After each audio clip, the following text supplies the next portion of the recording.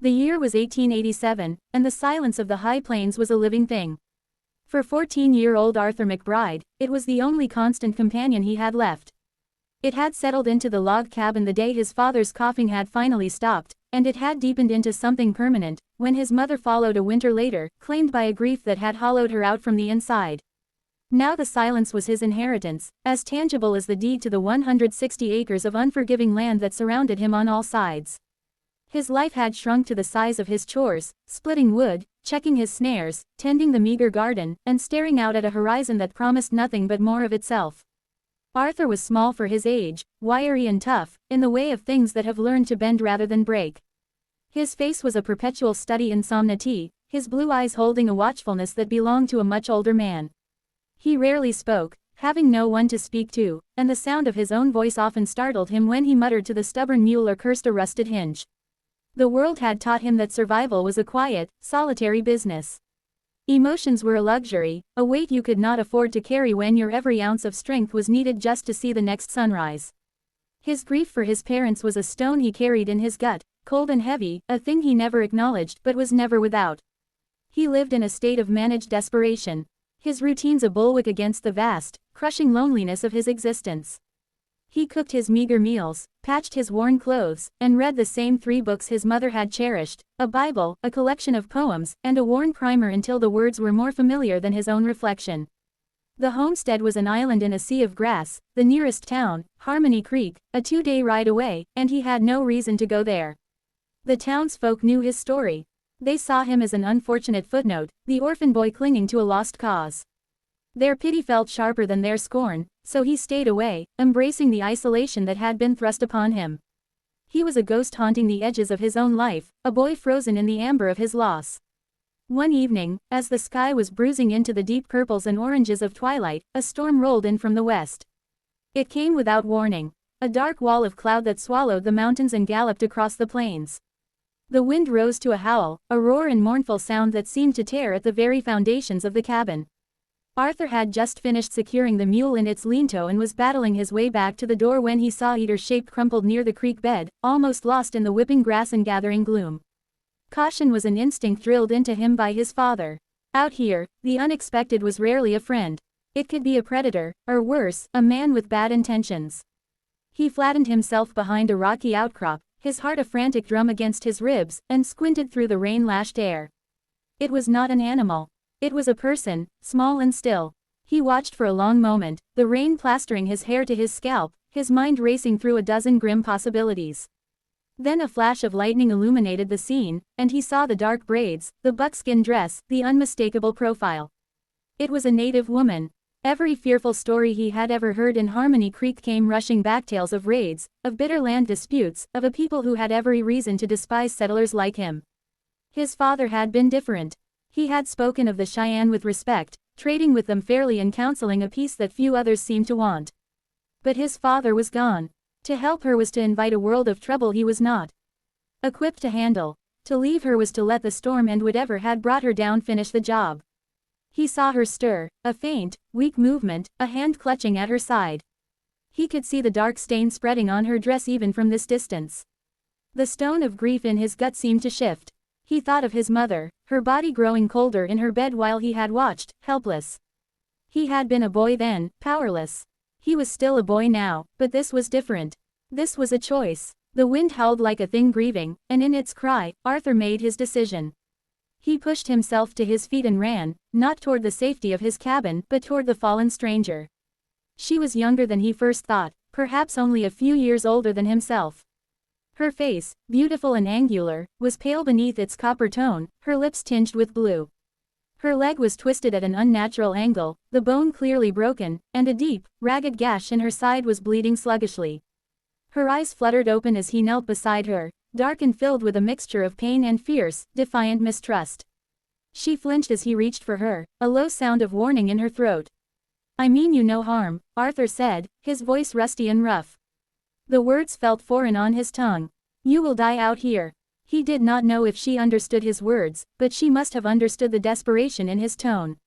He was clumsy and awkward, but surprisingly strong from his years of labor. He looped her arm over his shoulders, his own small frame straining under her weight, and half-dragged, half-carried her through the driving rain toward the flickering lamplight of his cabin. The door slammed shut behind them, sealing them inside, two solitary souls from warring worlds, bound together by a storm, and the simple, brutal fact of a wound. Inside, the warmth of the small hearth was a stark contrast to the fury outside. He gently lowered her onto the cot that had once been his mother's, his hands shaking slightly. Her gaze followed his every move, sharp and assessing, even through the haze of her pain. He saw her eyes flick to the rifle mounted above the fireplace, to the axe by the woodpile, to the lock on the door. He understood he was a potential captor, an enemy. He turned his back on her, a deliberate act of trust he could not afford, but offered anyway. He stoked the fire, his movements slow and predictable. He filled a basin with water from the rain barrel and brought it to her along with clean strips of cloth torn from one of his mother's old linen sheets. He knelt beside the cot, placed the basin on the floor, and looked at her, a silent question. For a long moment, she just stared, her breathing shallow. Then, with a barely perceptible nod, she gave her assent. His hands were rough and calloused, but his touch was surprisingly gentle as he worked. He knew little of doctoring beyond what he had learned tending to farm animals, but he knew a clean wound had a better chance than a dirty one. He carefully cut away the blood-soaked buckskin around her side, revealing a vicious tear in her flesh, likely from the horn of a spooked buffalo or an elk. He cleaned it as best he could, his brow furrowed in concentration. She bore the pain with a stoicism that shamed him. Her only sign of agony, a tightening of her jaw, and the clenching of her fists in the thin blanket. He could do nothing for her broken leg but bind it with splints made from floorboards, his work clumsy but earnest. When he was done, he covered her with his thickest wool blanket and retreated to a stool by the fire, leaving her to the privacy of her pain. For hours the only sounds were the crackling of the fire, the relentless drumming of rain on the roof, and her soft, pained breathing. He did not sleep. He watched over her, a self-appointed guardian in the heart of the storm. He saw the tension slowly leave her body as exhaustion overtook her. He saw the hard line of her mouth soften slightly in her fitful sleep. He did not know her name or her story, but in the small lamplit space of the cabin, she was no longer an abstract threat or a political symbol. She was just a person hurt and vulnerable, and he was the only thing standing between her and death. A strange sense of purpose began to fill the hollow spaces inside him. A feeling so foreign he barely recognized it. It felt like warmth. It was well after midnight when a new sound joined the chorus of the storm. It began as a low, mournful cry far off, but it was answered by another, and then another, closer this time. Arthur's blood ran cold. He knew that sound better than his own name, wolves. The storm must have driven them down from the high country, and the scent of blood from the woman's wound was a dinner bell ringing across the prairie. The woman, whose name he would later learn was Vavina, stirred on the cot, her eyes wide with a fresh terror that eclipsed her pain.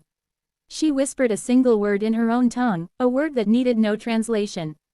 Arthur moved quickly, his own fear, a cold knot in his stomach. He checked the bar on the door, ramming it home. He shoved the heavy trestle table against it for good measure. He looked at the single window, its shutterboards old and weathered. It was the weak point. The howling grew louder, circling the cabin. It was not the sound of one or two animals, but a pack. They were hungry and bold. He could hear the scratch of their claws on the log walls, the snuffling and whining as they tested the foundation for any gap, any weakness. He grabbed the heavy iron poker from the hearth, its tip still glowing faintly. It was not much of a weapon, but it was all he had that he could wield in the confines of the cabin. The rifle was too slow to reload, useless against multiple fast-moving targets. A sudden, violent crash came from the window. A heavy body slammed against the shutter, making the wood groan in protest. Then, a snout, black and wet, forced its way through a crack, teeth snapping at the air. Arthur lunged, shoving the poker into the gap. The wolf yelped in pain and fury, retreating with the smell of scorched fur, but the assault had just begun. Another wolf threw itself at the door, its weight making the thick wood shudder. They were relentless, a shadowy tide of hunger and instinct. Arthur moved like a cornered animal himself, darting from the door to the window, his mind racing. He needed to reinforce the shutter. The wood pile was his only source of material. Taking a deep breath, he unbarred the door, intending to be out and back in seconds. It was a foolish, desperate move. The moment the door cracked open, a gray shadow launched itself from the darkness. Arthur had no time to think, only to react. He threw his left arm up to shield his throat, and searing white-hot pain exploded from his forearm as teeth sank deep into the muscle. He cried out, a sound of shock and agony, and kicked out with all his might, connecting with the wolf's ribs. The animal released him, and he scrambled back inside, slamming the door and ramming the bar home, his arm screaming in protest. He leaned against the door, panting, the warm stickiness of his own blood running down his arm and dripping onto the floorboards. That was the first bite. Vavina pushed herself up on one elbow, her eyes fixed on him, her expression a mixture of horror and awe. Through the pain, Arthur felt a grim resolve harden within him. They would not get in. They would not get to her. The wolves grew more frantic, emboldened by the scent of his blood. They began to tear at the chinking between the logs near the base of the cabin. Arthur grabbed a kettle of boiling water from the hearth and poured it through the gaps, rewarded by a cacophony of pained yelps. It was a temporary reprieve. As he was distracted, a wolf managed to claw a board loose from the bottom of the door. A paw, then a head, began to push its way through. Arthur stomped on it with his boot, but the wolf snapped, its teeth catching the thick leather and tearing through to the flesh of his calf. He yelled again, kicking free. The second bite, he grabbed a log from the wood pile and hammered the board back into place, his leg throbbing. As he worked, a splinter from the splintered wood drove deep into the palm of his other hand, a third wound in the chaos of the fight. The night became a blur of pain, fear, and desperate invention. He wedged his father's old tool chest against the window shutter. He used his dwindling supply of nails to hammer loose boards back into place. The pack was intelligent, coordinated. They tested every inch of the cabin, their shadows flitting past the gaps, their panting breath, and ever-present threat. He felt a strange detachment settling over him, his fear replaced by a cold, animalistic focus. He was no longer Arthur McBride, the lonely orphan. He was a protector, a fortress of flesh and bone, and he would not crumble. Hours crawled by, the storm began to recede, but the siege did not. Exhaustion was a heavy cloak on his shoulders, and the pain from his wounds was a constant grinding fire. He had to stay on his feet, had to keep moving. He made a desperate sortie to the lean-to for the axe. A mad dash into the darkness.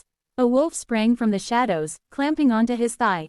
The fourth bite, he swung the heavy axe in a wild arc, and the wolf fell back, but not before its teeth had ripped a deep furrow in his leg. He staggered back into the cabin, bleeding now from 4 separate wounds, his clothes torn and soaked in a mixture of rain and blood. He could feel his strength failing. His movements grew sluggish, his vision periodically tunneling to a pinpoint. The alpha of the pack, a huge, dark beast larger than the others, seemed to sense his weakening state. With a terrifying surge of power, it launched its full weight against the damaged window. The tool chest slid, the shutter splintered, and the wolf, a nightmare of fur and teeth, tumbled into the cabin. Time seemed to slow down. Vavina screamed, a raw, terrified sound. The wolf ignored Arthur at first, its yellow eyes locked on the helpless woman on the cot. That was its mistake. A primal rage born of protectiveness and desperation surged through Arthur, overriding his pain and exhaustion. With a roar of his own, he threw himself at the great wolf, swinging the axe. The beast turned on him, a blur of motion. It was faster, stronger. It dodged his clumsy swing and lunged, its jaws closing on his shoulder, shaking him like a rag doll. The pain was blinding, a universe of agony, the fifth bite. He felt the bone grind, but he did not let go of the axe. He brought his knee up hard into the wolf's belly, and as it recoiled, he swung again. This time the axe bit deep into the animal's flank. The wolf howled, a sound of pure fury, and spun, snapping at him again. Its teeth grazed his side, tearing through his shirt and skin. The sixth bite. They were a maelstrom of violence in the tiny cabin, knocking over the stool, scattering embers from the hearth. Arthur was running on nothing but will. He felt his legs wanting to buckle. He knew he was fading. He had to end it. He managed to get his feet under him, planting himself between the wolf and Vina. The alpha gathered itself for a final killing lunge. Arthur held the axe ready, his knuckles white. As the wolf sprang, he swung not at its head, but at its front legs, a woodsman's trick for felling a tree. The axe connected with a sickening crunch of bone. The wolf collapsed, its front legs broken, but its momentum carried it forward. In its final agonizing spasm, it lunged one last time, its jaws finding his already wounded thigh and clamping down with all its remaining strength. The seventh bite. A scream was ripped from Arthur's throat, raw and broken. The pain was absolute, a white light that consumed everything. The wolf fell limp, its lifeblood pooling on the floorboards beside his own. The cabin fell silent, save for his own ragged gasps. He stood swaying for a moment, the heavy axe slipping from his numb fingers. He looked at Vavina, saw her wide, tear-filled eyes, and then the world tilted on its axis and dissolved into a welcoming darkness. He collapsed to the floor, a broken dam of a boy who had held back the flood and been washed away in the process. The first light of dawn was a pale watery thing filtering through the grime and shattered wood of the window. It illuminated a scene of utter devastation. The body of the great wolf lay cooling on the floor. The cabin was in shambles, its sparse furniture overturned, the floorboards slick with blood. On the cot, Vavina was alive, weak but conscious. On the floor, barely breathing, lay Arthur. He was a ruin of a boy, his clothes shredded, his body a canvas of savage wounds. The bleeding had mostly stopped, but his skin was a ghastly white, his breath a shallow, almost imperceptible flutter. Vina had spent the last hours drifting in and out of consciousness, her own pain a distant drumbeat compared to the symphony of violence she had witnessed. She had watched the small, quiet boy transform into a creature of impossible ferocity. She had seen him take wound after wound, refusing to fall, his body a living shield between her and the pack. Now in the quiet aftermath, a profound aching gratitude filled her, so powerful it was almost a physical pain. She tried to move, to crawl to him, but her broken leg and her own weakness kept her pinned to the cot. All she could do was watch him, her tears tracing clean paths through the grime on her cheeks and pray to the spirits of her people that he would not die. It was then that she heard the sound of approaching horses. Her heart leapt with a mixture of hope and fear. Hope that it was her people, fear for what they would see, what they would think. A party of Cheyenne warriors led by her father, the Warrar chief Bitten, crested the small rise overlooking the cabin. They had been tracking her since she had failed to return from her solo journey the day before. Their search growing more frantic as the storm had hit. They saw the cabin, an alien structure on their ancestral lands, and their faces hardened. They saw the signs of the wolf pack, the tracks, the blood in the mud, and their expressions grew grim. They dismounted, moving with the silent, fluid grace of men born to this land. Bitten held up a hand, and his warriors fanned out, their weapons ready. They approached the cabin as if it were a hostile fortification. The door was ajar. Bitten pushed it open and stepped inside, his eyes taking in the entire scene. In a single sweeping glance, he saw his daughter alive, relief warred with fury on his stoic face. Then he saw the dead alpha wolf, its size and power evident even in death. He saw the state of the cabin, the clear evidence of a desperate, prolonged battle, and finally his gaze fell upon the small, still form of the white boy on the floor. His eyes narrowed. The most obvious conclusion was also the ugliest, that the boy had harmed his daughter, and the wolves had been drawn by the conflict. But Vavina cried out, her voice weak but clear. "Father," she said in the Cheyenne tongue. "No, he saved me." Vulcan's head snapped toward her. His warriors crowded in the doorway behind him, murmured in confusion. The tribe's oldest tracker, a man named Hania Haka, stepped past his chief and knelt, not by the boy, but by the scene itself. His wise old eyes read the story written in blood and chaos. He pointed to the bite marks on Arthur's arms, his legs, his shoulder. He pointed to the way the boy's body lay protectively between the cot and the dead wolf. He pointed to the bloody axe near Arthur's hand. He spoke in a low, reverent voice. "The boy did not fight the wolves to save himself," Hanyaka declared, his voice carrying the weight of certainty. "He fought them to save her. He is bitten not once but many times. He stood his ground all night. This child has the heart of a badger who will fight a mountain lion to protect its den." Vulcan looked from the tracker to his daughter and then back to the boy. He walked over and knelt, his Kne